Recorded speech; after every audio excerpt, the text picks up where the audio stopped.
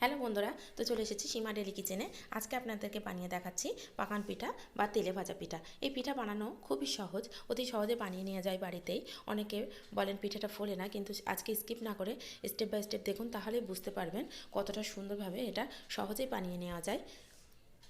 আমি এটা ভেঙে দেখিয়ে দিচ্ছি, দেখুন কতটা জালি ভাব এসেছে। আর পিঠাটা কিন্তু ঠান্ডা হয়ে গেলে খুব একটা শক্ত ভাবও আসবে না। তো যদি এইভাবে আমার রেসিপিগুলো পছন্দ হয় তাহলে অবশ্যই লাইক করবেন, শেয়ার করবেন, কমেন্ট করতে তো ভুলবেন না।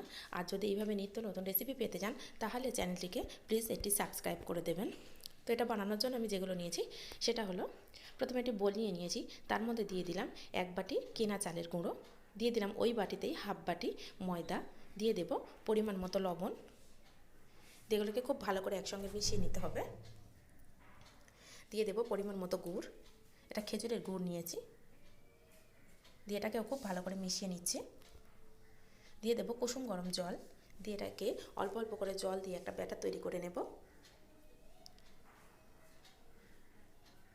একসঙ্গে খুব বেশি জল দেওয়া যাবে না, তাহলে ব্যাটারটা কিন্তু খুব পাতলা হয়ে যেতে পারে। সেজন্য অল্প অল্প জল দিয়ে একটা ব্যাটার তৈরি করে নিতে হবে। তো ব্যাটারটাকে এইভাবে খুব ভালোভাবে ফেটিয়ে নিতে নিতে আস্তে আস্তে ব্যাটারটা কিন্তু ঠিকঠাক হয়ে যাবে। তো দেখুন ব্যাটারটা কতটা পাতলা হয়েছে বা কতটা ঘন হয়েছে। এটাকে আমি 10 মিনিট রেস্টে রেখে দেব। আর পিঠাটা আমি তেলে দেওয়ার আগে খুব ভালো করে আবার ফেটিয়ে নেব। তো দেখুন প্যারাটাকে আমি খুব ভালো করে ফেটিয়ে নিচ্ছি। তো যখন আমি দেব তার মধ্যে দিয়ে দিলাম সামান্য পরিমাণে বেকিং সোডা, দিয়ে এটাকে খুব ভালো করে ফেটিয়ে নেব। এদিকে আমি একটি কড়া বসিয়ে দেবো, দিয়ে তার মধ্যে পরিমাণ মতো তেল দেবো। পিঠেগুলো ডুবো তেলে ভাজতে হয়, সেই জন্য তেলের পরিমাণটা একটু বেশি করে দিতে হবে। তো তেলটা গরম হয়ে গেলে দিয়ে দেবো ব্যাটার। ফ্লেমটা আমি কিন্তু মিডিয়ামে রেখেছি, হাই দেওয়া যাবে না, দিলে পিঠেগুলো ওপর থেকে পুড়ে যাবে আর ভিতরে কাঁচা থাকবে। তো তেলটা গরম হয়ে গেছে, এই পর্যায়ে দিয়ে দিলাম 1 হাতা ব্যাটার। দেখুন তেলের ঝাঁক তৈরি হবে, এই ঝাঁকটা যত কমে যাবে তত পিঠেটা ফুলতে শুরু করবে। তো পিঠেটা ফুলে গেছে, এখনও এক সাইড লাল হয়নি, সেজন্য পিঠেটাকে রেখে দেবো আরও কিছুক্ষণ। দেখুন পিঠেটা কিন্তু আস্তে আস্তে তেলের উপরে ভেসে উঠেছে, তার মানে এক সাইড হয়ে গেছে। এটাকে আমি আস্তে করে উল্টে দেবো। তো এভাবে আরও এক সাইড আমি কিছুক্ষণ ধরে ভেজে নেব, লাল করা পর্যন্ত। তো দেখুন পিঠেটা হয়ে গেছে।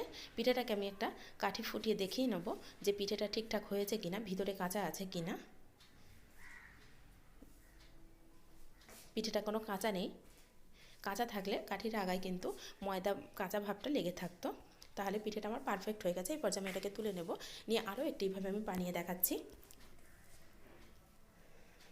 আবারও আমি 1 হাতা ব্যাটার দিয়ে দিলাম।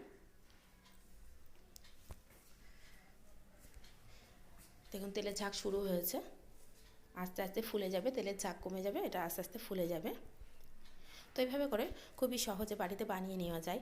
এটা কেনা চালের গুঁড়ো, তাই জন্য আমি বেকিং পাউডার দিয়েছি। যদি এটা ঘরে বানানো চালের গুঁড়ো হতো তাহলে কিন্তু আমি কোনো সোডা ব্যবহার করতাম না। অনেক সময় কেনা চালের গুঁড়ো দিয়ে পিঠেটা ফুলতে চায় না, সেই জন্যই আমি দিয়েছি বেকিং সোডা। দেখুন পিঠেটা কিন্তু অনেক সুন্দর ফুলে গেছে, প্রত্যেক পিঠেটা এইভাবে ফুলে যাবে। আর পিঠেটা খেতে খুবই টেস্টি হয়, এটা কিন্তু খুব একটা শক্ত হবে না। আর ব্যাটারটাকে মিনিমাম আধ ঘন্টা মতো রেখে দেবেন, দিলে পিঠেগুলো সবগুলোই নরম হবে। যাদের হাতে কম সময়, মিনিমাম 10 থেকে 15 মিনিট তো অবশ্যই রেখে দেবেন। তো এইভাবে করে সব পিঠেগুলো আমি তুলে নিয়ে আপনাদেরকে সার্ভ করে দেখাচ্ছি। তো যদি ভালো লাগে রেসিপিটি তাহলে একটি করে লাইক দেবেন, কমেন্ট করে জানাবেন। তো আজ এই পর্যন্ত, নিত্য নতুন রেসিপি নিয়ে আবার আসবো।